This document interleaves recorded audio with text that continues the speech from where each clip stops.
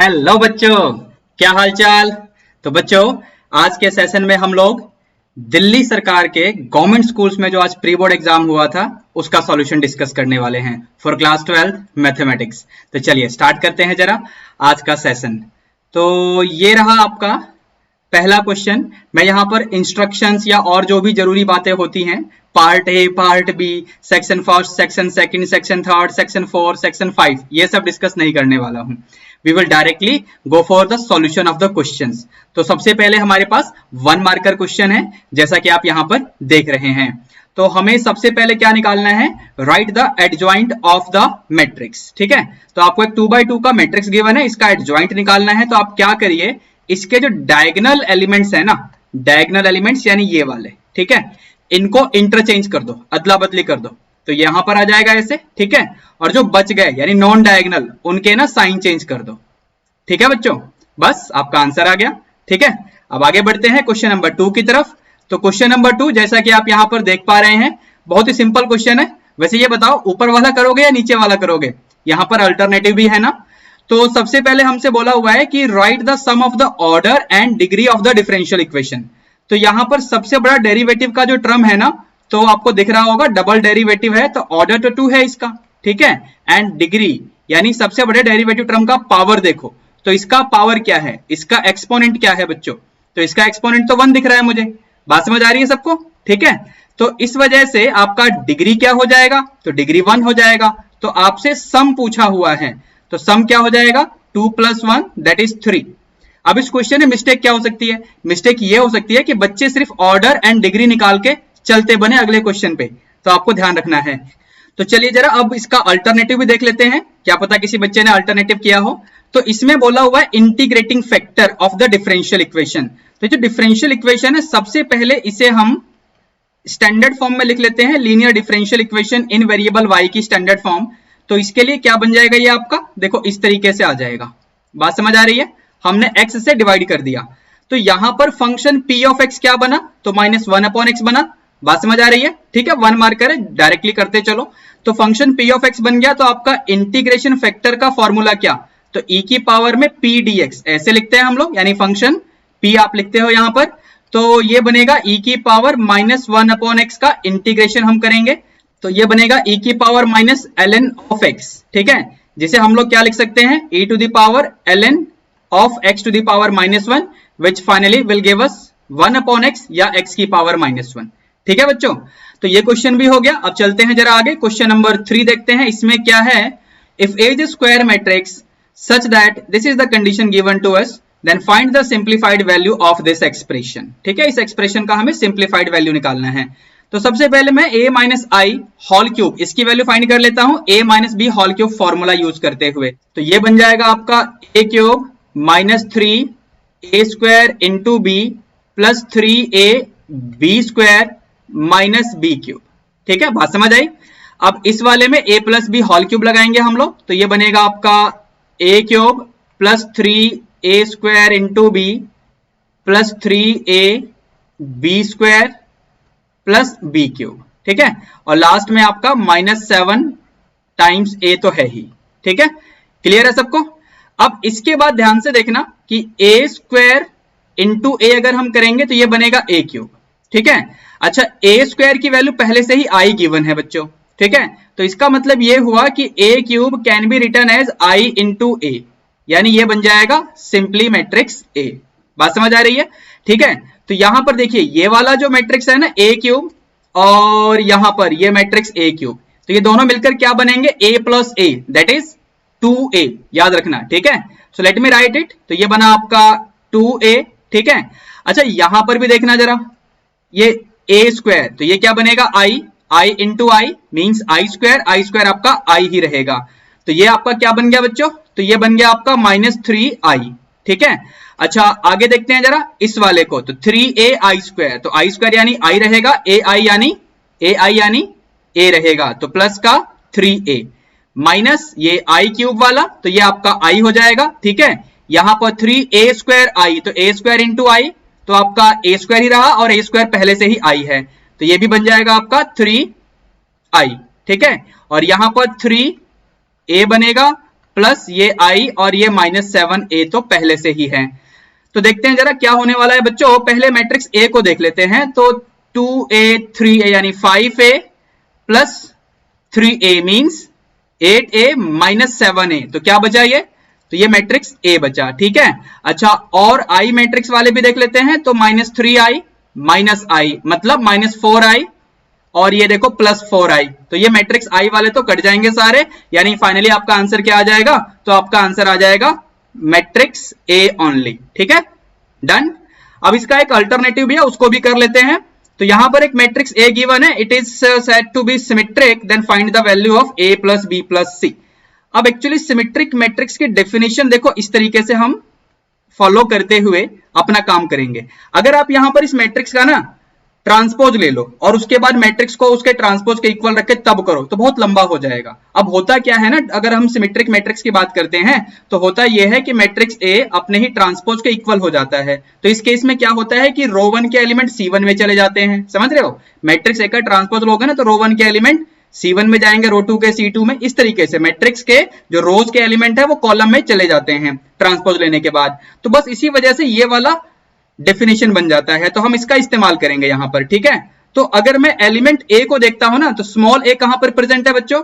So it is in second row first column. तो ये किसके इक्वल होने वाला है ट्रांसपोज लेने के बाद? A12 के, समझे? Aij will be AJI। बात समझ आ रही है? तो यहां से स्मॉल a की वैल्यू क्या मिलेगी? तो वो 2 है, ये देखो फर्स्ट रो सेकंड कॉलम का एलिमेंट, ठीक है। ऐसे ही जरा एलिमेंट B पे फोकस करो। तो एलिमेंट B आपका है थर्ड रो फर्स्ट कॉलम में, तो ये इक्वल होगा A13 के, ठीक है। तो यानी B की वैल्यू किसके इक्वल हो जाएगी? तो B will be equal to A13 यानी फर्स्ट रो थर्ड कॉलम। तो फर्स्ट रो थर्ड कॉलम में कौन है? फर्स्ट रो थर्ड कॉलम में ये है बेटा, ठीक है, यानी -3। अब जरा C को भी देख लेते हैं। तो एलिमेंट C प्रेजेंट यहां पर है बच्चों, यानी सेकंड रो थर्ड कॉलम। तो it is going to be equal to A32, ठीक है। तो ये C इज इक्वल टू क्या बनेगा आपका? Third row second column, third row second column यानी 4 आ गया बच्चों, ठीक है। तो फाइनली A + B + C की वैल्यू क्या आ जाएगी? तो A + B + C क्या बना? यानी 3 आ जाएगा। चेक कर लो एक बार, बात समझ आ रही है सभी को? ठीक है, 4 + 2 6 -3, डन। अब आगे बढ़ते हैं, जरा अगले क्वेश्चन को देखते हैं, यानी क्वेश्चन नंबर 4। इसमें क्या दिया हुआ है? तो यहां पर आपको 2 क्वेश्चन दिए हुए हैं, अल्टरनेटिव है। Let R be the equivalence relation in set Z of integers given by this definition. Write the equivalence class for this element 0. तो बेसिकली हम लोग क्या एज्यूम करेंगे ना कि 0, x belonging to R for all x belonging to Z. So definition of relation will say that 0 - x, that is -x, is divisible by 2. ठीक है, एक बार डेफिनेशन पढ़ के देखो, आपको पता चलेगा। इसने बोला हुआ है ना कि 2 डिवाइड्स a - b, यानी first element minus second element, जो भी आंसर आएगा उसे 2 डिवाइड करेगा। तो मैंने भी वही लिखा हुआ है, थोड़ा लैंग्वेज मॉडिफाई कर दिया बस, है ना। तो -x इज डिविजिबल बाय 2। तो यहां से हमको पता चलेगा कि x की वैल्यू क्या क्या आएंगी? x की ऐसी वैल्यू जो इंटीग्रल भी हो, है ना, ताकि -x 2 से डिवाइड हो जाए। तो यहां पर हम देख सकते हैं 0 हो सकता है ना, -0 that is 0 is divisible by 2। ऐसे ही आपका +2 हो सकता है, -2 भी हो सकता है, ठीक है, +4 या -4, +6 या -6 एंड सो ऑन, ठीक है। तो इक्विवेलेंस क्लास ऑफ 0 क्या हो जाएगा? ये सारी वैल्यूज आप बस इस करली ब्रैकेट के अंदर ऐसे एनक्लोज कर दो और ये आपका आ गया आंसर, ठीक है, ऊपर वाले क्वेश्चन का। अब नीचे वाला क्वेश्चन भी देख लेते हैं। इसमें बोला हुआ है कि सेट A में 3 एलिमेंट है, ठीक है, सेट B में 4 एलिमेंट है। तो आपको नंबर ऑफ इंजेक्टिव मैपिंग, है ना, इंजेक्टिव मैपिंग का मतलब हुआ 1-1 फंक्शंस कितने बनेंगे आपको ये बताना है, जो कि A से B में डिफाइंड हो, ठीक है। तो डायरेक्ट फॉर्मूला होता है आपका NPM। n क्या है यहाँ पे? Number of element in set B, और m क्या है? Number of element in set A, ठीक है। तो यहाँ पर 4p3। अब 4p3 मतलब 4 फैक्टोरियल अपॉन 4 - 3 फैक्टोरियल। तो ये बन जाएगा आपका 4 फैक्टोरियल अपॉन 1 फैक्टोरियल। आगे सिंप्लीफाई कर लो, तो 4 3 2 into 1 यानी 24 will be the answer of this question, ठीक है बच्चों। अब आगे बढ़ते हैं, यानी next question that is question number 5। तो यहां पर हमें वैल्यू निकालनी है, प्रिंसिपल वैल्यू वाला क्वेश्चन लग रहा है बेसिकली ये। तो ये बहुत ही आसान रहा होगा आप सभी के लिए। tan इनवर्स 2 cos, ठीक है, और फिर 2 sin इनवर्स 1/2। अब आपको याद हो तो sin इनवर्स 1/2 के लिए होता है π/6, इस तरीके से। बात समझ आई? तो ये बन जाएगा आपका tan इनवर्स 2। अब ये बनेगा आपका फाइनली cos π/3, ठीक है। अब cos पाई अपॉन 3 का मतलब क्या हुआ, तो 1/2 हुआ, तो ये फाइनली क्या बन गया, tan inverse of 1 which is actually π/4। तो बस आपका आंसर क्या आ गया, π/4 फॉर दिस क्वेश्चन। ठीक है बच्चों, अब आगे बढ़ते हैं, क्वेश्चन नंबर 6 को भी देख लेते हैं। तो इसमें क्या बोला हुआ है कि let a equal to this then find the number of equivalence relation in set a which contains this element. ठीक है, तो इक्विवेलेंस रिलेशन के लिए सबसे पहले रिफ्लेक्सिविटी की बात कर लो। तो इसके लिए मुझे यहां पर 1 1 3 3 एंड 5 5 ये तो डालना पड़ेगा। अब ये चाहता है कि 1,3 भी प्रेजेंट हो, तो सिमेट्री के लिए मुझे 3,1 जबरदस्ती देना पड़ेगा इसको। तो ये तो आपका फर्स्ट इक्विवेलेंस रिलेशन बना विच नेसेसरली कंटेन्स द एलिमेंट 1,3। अब इसके बाद जो सेकंड वाला यानी अगला रिलेशन आप सोचोगे तो वो आपका, सपोज अगर मैं r डैश लिखूं तो वो आपका यूनिवर्सल रिलेशन ही हो जाएगा which will contain this element 1,3, है ना। तो यहां से अगर आप देखें तो ये आपका सेकंड रिलेशन हुआ। अब कोई थर्ड आप सोच ही नहीं पाएंगे जिसमें 1,3 प्रेजेंट होगा। बेसिकली हमसे ये पूछा हुआ है कि कितने इक्विवेलेंस रिलेशन होंगे जिसमें 1,3 प्रेजेंट होगा which is defined on set ए। तो यहां पर आंसर आ जाएगा कि 2 सच इक्विवेलेंस रिलेशंस आर पॉसिबल। ठीक है, 2 आंसर आएगा इसका।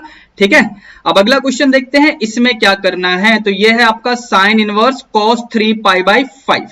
ठीक है, इसको देखो एक बार, इस तरीके से लिख सकते हैं या नहीं, cos थीटा को sin 90 माइनस थीटा। बात समझ आई आपको। ठीक है, इसको थीटा बोल रहा हूं मैं, तो cos theta is sin 90 minus theta. तो ये बन जाएगा आपका साइन इनवर्स साइन, एक बार इसमें आप एलसीएम ले लो, तो ये बनेगा 5π माइनस 6π यानी -π/10। ठीक है, तो फाइनली आपका आंसर क्या आ गया, -π/10 फॉर दिस क्वेश्चन।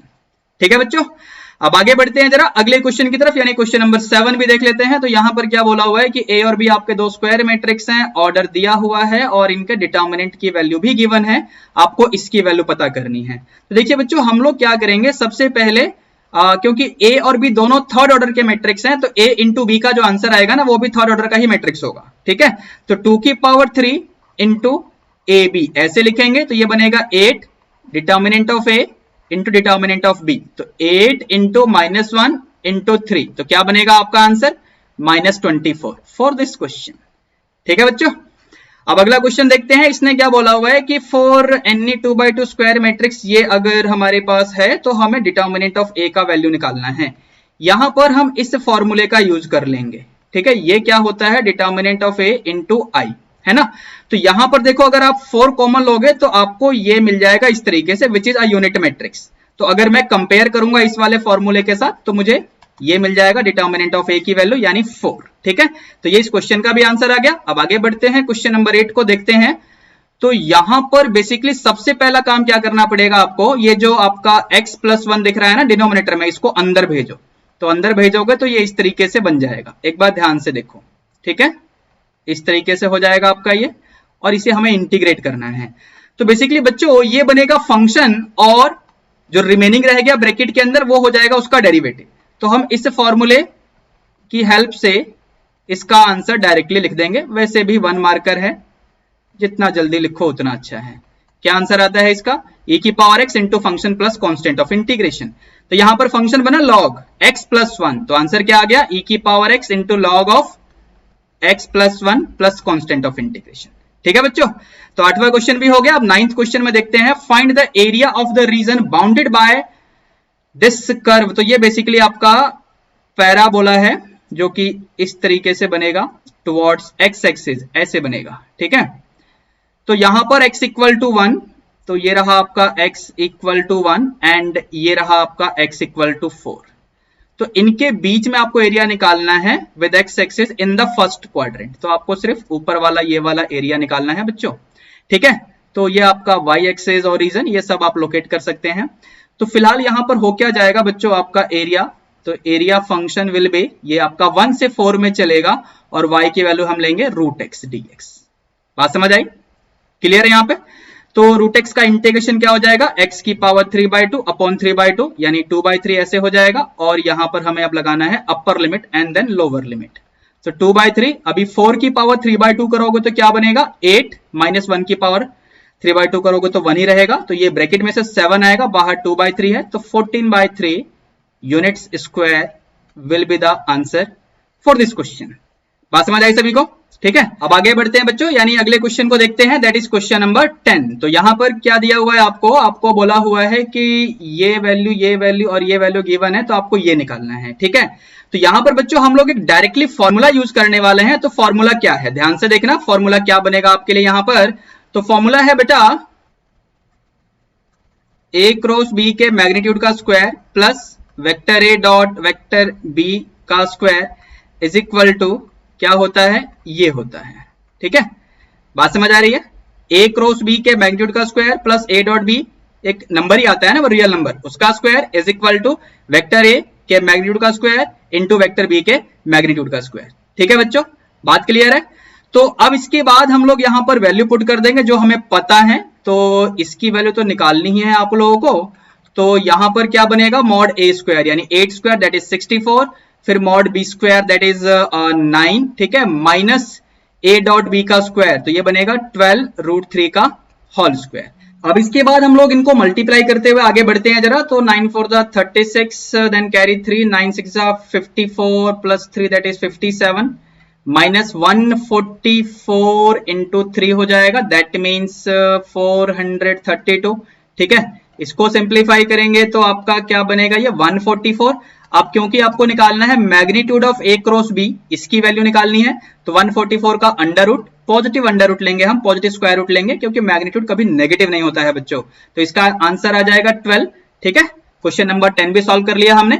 अब क्वेश्चन 11 की बारी है। तो क्वेश्चन 11 में आपसे एक वेक्टर दिया हुआ है, दूसरा वेक्टर भी दिया हुआ है, तो projection of vector A on B निकालना है। तो डायरेक्ट फॉर्मूला है vector A dot B cap. ठीक है, तो बी कैप यानी unit vector of vector B.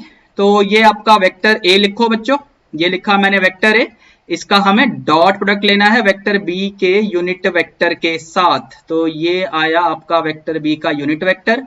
अब डिनोमिनेटर में क्या आ जाएगा आपका 25 प्लस 9 प्लस 16, समझे, वेक्टर बी का मैग्नीट्यूड। यूनिट वेक्टर निकालने का फॉर्मूला, वेक्टर आर का अगर हमें यूनिट वेक्टर निकालना होता है तो वेक्टर आर को उसी के मैग्नीट्यूड से हमें डिवाइड करना होता है बच्चों, है ना। चलिए, तो यहाँ पर डॉट प्रोडक्ट फाइंड करते हैं। तो 2 i cap dot 5 i cap मतलब 2 5 10 हो जाएगा, फिर आपका प्लस का 3 माइनस ये j कैप और ये माइनस 3j कैप। ठीक है, और फिर ये 2 और माइनस 4 दैट इज माइनस 8 हो जाएगा, और डिनोमिनेटर में आपका बनेगा अंडर रूट में 50। एक बार चेक करो ध्यान से। अच्छा, ऊपर क्या बनेगा 10 प्लस 3 13, 13 माइनस 8 दैट इज 5, और नीचे आपका हो जाएगा 5 अंडर रूट 2। एक बार चेक कर लो, तो फाइनली आपका आंसर आ जाएगा 1/√2। बात समझ आई? सो क्वेश्चन नंबर 12 में क्या करना है, find the distance of this point 5 4 3 from x axis. तो इसमें हम क्या करेंगे, इस पॉइंट से एक्स एक्सिस के ऊपर फुट ऑफ परपेंडिकुलर लेकर आएंगे, तो वो ये आ जाएगा बच्चों। अब अगर ये पॉइंट ए है और ये पॉइंट बी है, तो तुम्हें अब ए बी डिस्टेंस निकालना है। तो डिस्टेंस फॉर्मूला लगा लो, तो ये बन जाएगा आपका 5 माइनस 5 का होल स्क्वायर प्लस 4 माइनस 0 का होल स्क्वायर प्लस 3 माइनस 0 का होल स्क्वायर। तो ये आपका क्या बन जाएगा, अंडर रूट में 0 और ये 16 और ये आपका 9 यानी 25 अंडर रूट में, तो 5 आंसर आ जाएगा इस क्वेश्चन का। ठीक है, डिस्टेंस है तो आप यूनिट्स भी लिख सकते हो अगर आप चाहो तो। ठीक है, तो 5 units will be the answer. अब इसके बाद क्वेश्चन नंबर 13 पे चलते हैं बच्चों, देखते हैं यहाँ पर क्या दिया हुआ है। तो यहाँ पर हमें एरिया ऑफ ट्राइंगल निकालना है जिसके वर्टेक्स OAB हैं, where OA and OB are given as these vectors. तो किसी भी ट्राइंगल का एरिया अगर हमें निकालना है तो हम क्या करेंगे, half OA vector cross OB vector. बात समझ आई? ठीक है, तो यहां पर मुझे निकालना पड़ेगा पहले क्रॉस प्रोडक्ट। तो क्रॉस प्रोडक्ट निकालने के लिए हम यहां पर क्या करेंगे, I cap J cap K cap 1 2 3, यानी पहले वेक्टर में से I J और K कैप के कोफिशिएंट, फिर दूसरे वेक्टर में से भी ले लेंगे, -3 -2 1। अब जरा इसको सिंप्लीफाई कर लेते हैं, थोड़ा सा ध्यान से करना भाई। तो I कैप क्या बन जाएगा, 2 1 जा 2 एंड प्लस 3 2 जा 6 हो जाएगा, माइनस J कैप ये क्या बनेगा आपका 1 प्लस 9, फिर ये आपका प्लस K कैप ये क्या बनेगा -2 प्लस 6। ठीक है, तो सॉल्व कर लो, तो ये आपका 8 I cap minus 10 J cap और ये आपका प्लस 4 K कैप। ठीक है, तो हमें इसका मैग्नीट्यूड ले लेना है और उसका 1/2 भी करना है। तो अंडर रूट में क्या आ जाएगा आपका 64 प्लस 100 प्लस 16, तो ये बन जाएगा 1/2, अंडर रूट में आपका ये आ जाएगा 180। ठीक है, या तो यहीं छोड़ दो, स्क्वायर यूनिट्स लिख दो, या फिर आगे सिंप्लीफाई कर सकते हो, तो इसे हम लिख सकते हैं 6√5। समझे आप लोग? तो ये बन जाएगा आपका 3√5 स्क्वायर यूनिट्स। ठीक है, इस क्वेश्चन का भी आंसर आ गया। अब आगे बढ़ते हैं, क्वेश्चन नंबर 14 को भी देखते हैं, इसमें क्या बोला हुआ है। तो क्वेश्चन 14 में find the coordinate of the point where this line cuts the X Y plane. अब जब एक्स वाई प्लेन को कट करेगा ना तो z इक्वल टू 0 बनेगा। हम क्या करेंगे, इस लाइन का ना रैंडम पॉइंट लिख लेंगे। 1 मार्कर है ना, जितना जल्दी करो उतना अच्छा है। जब इसका रैंडम पॉइंट आप लिखेंगे ना तो वो क्या बनेगा आपके लिए 3 लैम्डा प्लस 1, x की वैल्यू निकाल ली। फिर ऐसे ही y की वैल्यू तो 7 लैम्डा माइनस 4, फिर z की वैल्यू 2 लैम्डा माइनस 4। जैसे कि मैंने बताया यहाँ पर z कोऑर्डिनेट वाला 0 हो जाएगा, तो 2 लैम्डा माइनस 4 0 रखो, यहां से लैम्डा की वैल्यू 2 आएगी। अब इस लैम्डा की वैल्यू को ना इस वाले पॉइंट में हम डाल देंगे। तो आपका जो भी इसने कोऑर्डिनेट्स ऑफ द पॉइंट पूछा हुआ है वो आपको मिलने वाला है। तो z वाला पहले 0 रख लो, आप लैम्डा की जगह 2 यहां डालोगे, 3 2 जा 6 प्लस 1 दैट इज 7, यहां डालोगे 7 2 जा 14 माइनस 4 यानी 10। तो बस ये आपका आंसर आ गया 7, 10, 0। ठीक है, अब आगे बढ़ते हैं, क्वेश्चन 15 को देखते हैं। यहां पर क्या बोला हुआ, a family has 2 children, what is the probability that both the children are boys given that at least one of them is a boy. तो इवन मान लो कि बोथ आर बॉयज। ठीक है, अच्छा E2 मान लो कि at least one of them is a boy. ठीक है बच्चों, तो अब बोथ चिल्ड्रन आर बॉयज का मतलब क्या हो गया कि यहां पर B1 B2 इस तरीके से। अब इसके बाद E2 की बारी है, तो E2 में क्या होगा बच्चों, तो यहां पर बोला हुआ at least one is a boy, यानी कम से कम एक लड़का होगा। तो B1 Z2 यानी एक लड़का एक लड़की, पहला लड़का दूसरी लड़की। ठीक है, और दूसरा केस क्या बनेगा कि फर्स्ट तो आपका गर्ल चाइल्ड है और सेकंड आपका बॉय चाइल्ड है, और फिर अगला केस क्या बनेगा कि दोनों ही आपके बॉयज हो जाएं। ठीक है, कम से कम एक बॉय हो या दोनों ही बॉय हो, एटलीस्ट का मतलब ये हुआ। अब यहां पर सैंपल स्पेस आप लिखेंगे तो ये क्या बनेगा बच्चों, तो ये बनेगा आपका G1 G2, B1 G2, G1 B2 and then B1 B2। बात समझ आ रही है सभी को? ठीक है, अब क्योंकि बच्चों हमें निकालना है probability of E1 when E2 has already taken place, तो ये बन जाएगा आपका कंडीशनल प्रोबेबिलिटी का क्वेश्चन। तो इस तरीके से हम इसे आगे प्रोसीड करेंगे। ठीक है बच्चों, बात समझ आ रही है सभी को? तो यहां पर आप देखिए दोनों में कॉमन क्या है, यानी E1 और E2 में कॉमन सिर्फ एक ही केस बनेगा। बात समझ आ रही है? तो ये आपका आ जाएगा 1/4, और E2 में कितने केसेस हैं, फेवरेबल आपके 3 एंड टोटल आपके 4 सैंपल स्पेस में आप देख सकते हैं। तो फाइनली आपका आंसर क्या आ गया, 1/3 will be the answer of this question. ठीक है, क्वेश्चन 15 भी हो गया। क्वेश्चन नंबर 16 देखते हैं जरा, इसमें हमें क्या करना है बच्चों। तो क्वेश्चन नंबर 16 में क्या बोला हुआ है बच्चों कि इफ P ऑफ A ये दिया हुआ है, P ऑफ B दिया हुआ है, तो आपको ये निकालना है, और आपके A और B इंडिपेंडेंट इवेंट्स हैं। अब अगर इंडिपेंडेंट इवेंट है ना तो बस ये लो जी, P of A intersection B जो होगा वो P of A into P of B के इक्वल होगा। तो ये रहा 3/5 इंटू 1/5, तो आपका आंसर क्या आ गया 3/25। बात समझ आ रही है बच्चों? तो क्वेश्चन नंबर 16 भी सॉल्व हो गया। तो इसी के साथ हमने बेसिकली पार्ट ए का सेक्शन फर्स्ट का सॉल्यूशन तो कंप्लीट कर लिया। अब इसके बाद पार्ट ए के बचे हुए क्वेश्चन एंड पार्ट बी के सभी क्वेश्चंस हम अगले सेशंस में कवर अप कर लेंगे। तो आपको ये वीडियोस के अपडेट मिलते रहे, इसके लिए आप इस चैनल को सब्सक्राइब कर लीजिए, इस वीडियो को लाइक कर देना और अपने सभी फ्रेंड्स के साथ शेयर भी कर देना। तो चलिए बच्चों, अब मिलते हैं अगले सेशन में, तब तक के लिए be good, take care, all the best, thank you.